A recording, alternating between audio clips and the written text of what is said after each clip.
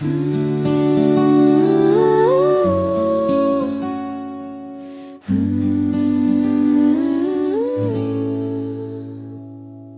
堡慢慢解体，世界变得太快，规则一步外，人心彷徨不安。如果命运不听话，未来没人担保，哲学还能不能给我们依靠？有人站在柱廊下，4多个在那里说，哲学不是逃避，是学会怎么活。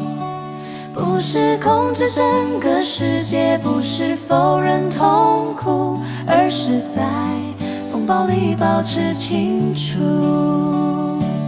4多个问的不是世界会不会变，而是这一生你要不要清醒一点。4多个在乱世中叫人有选择，当世界不可控，理性还在手，不是成为赢家，不是逃离时代，而是在